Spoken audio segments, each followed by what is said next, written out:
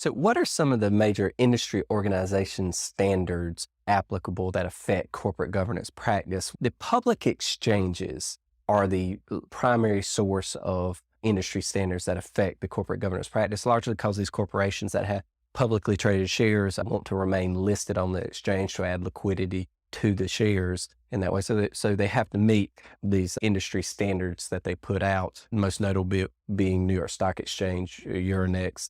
The NASDAQ, for example, has some extensive governance rules in there as well.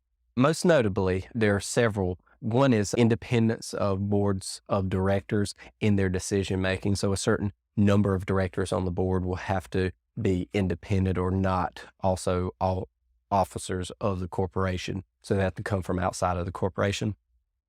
You'll have committee requirements, that is, independent committees that are focused on certain decision making, and all the members will have to be independent of the decision being made. So we've discussed in other videos some of the types of committees that may be required. Compensation, director nomination, for example, are big ones. And then shareholder voting, okay? The rights of shareholders to vote on certain matters, and whether it's advisory or those are binding matters. Again, this had an effect on practice. The equity structure of the organization, sometimes it requires corporation to have a streamlined or a cleaned up equity structure. It can limit the number of classes of shares or the rights of any particular class of share of the corporation. So a preferred class that has shares that go outside of these bounds would have to be repurchased and then or converted into a different class of shares.